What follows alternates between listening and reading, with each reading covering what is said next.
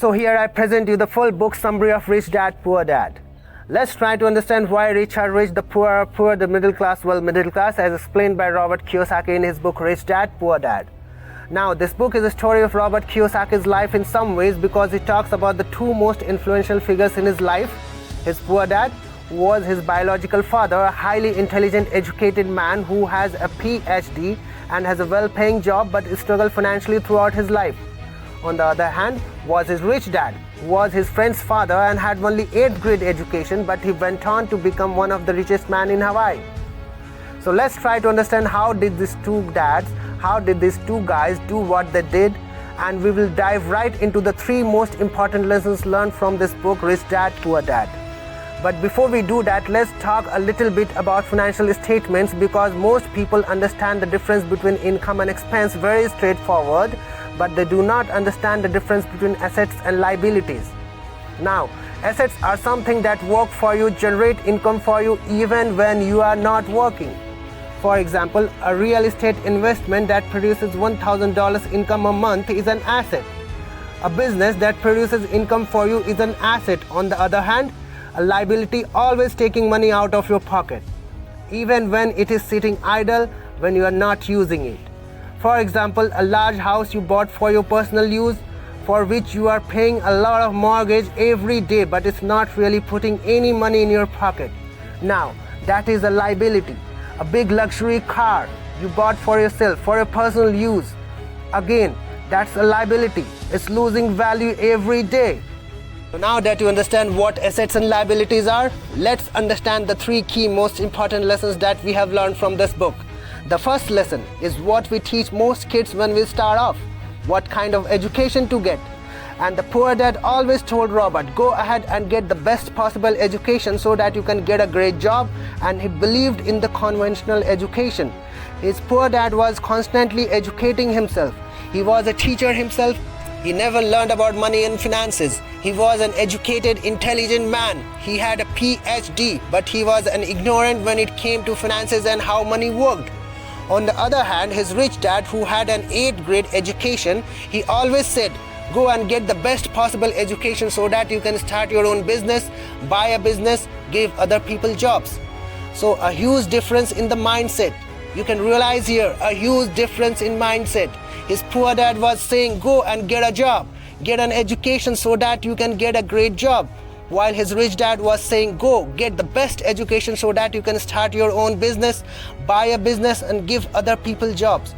So his rich dad believes in the kind of education where he was constantly feeding his mind about business, about the finances. There are 4 key areas of financial education that he always emphasized on, which were accounting, investing, markets, and the laws that surround financing and money. So really important lesson to understand that instead of focusing on education, on the conventional education, we need to think about educating ourselves financially, educating ourselves with accounting, investing in markets, law, and everything that goes around to building a financial portfolio, to building a business. The second lesson, one of the most important lessons, is once, let's say, you gone to college and you graduated from college, what you do next? What kind of work should you do? And here is the key. The rich don't work for money. What do poor and middle class people do?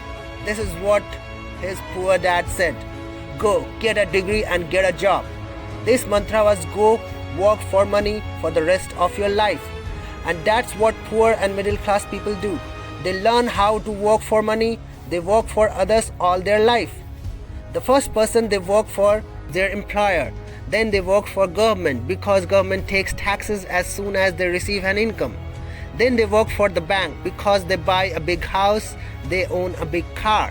So they are paying mortgage, they are paying interest to the bank. So only after they have worked for employer, government and bank, do they really start working for themselves, and they wonder why they are not rich. And there's the challenge for the poor and middle class people. It's fear and greed that run their life because they are stuck in a rat race. They have their fear of not having enough money, so they keep on working hard for their job and keep on trying to make more and more money. And then they have this greed on the other hand of the next paycheck, of the higher paycheck. So they are constantly stuck between fear and greed. That's what runs their life. They are fearful of starting their own business, their own venture, and that's where the rich differ. Rich Dad said, the rich don't work for money. Money works for us. So his mantra, Rich Dad's mantra, was rich work to acquire and improve upon their assets, and these assets produce income. So Rich Dad was always acquiring and growing his assets like business and cash flow, positive real estate, stock, and all those stuffs. And that's what rich people do. Rich people own their business, then they leverage business structures, corporation structures, and taxation to their own advantage. And the third key lesson, really important lesson, is once, let's say, you have completed your education, you are doing something, you have a job or a business, but how do you invest your money? How do you spend your money? And the key, really important key, is to pay yourself first. Now, let me ask you a question. You probably know a lot of people who are making a lot of money, but are still broke. In the sense, they have almost no real tangible assets. What happened? What is the key to these people going broke? While some people who are not making as much money as them are still rich. Well, here is the key. The key is, when do people pay themselves? When are you paying yourself? Here's what the poor people do. They have the income coming in, and as soon as the income comes in, it goes out into expenses. They never put income into an asset. They never pay themselves. They are ignorant about how money works.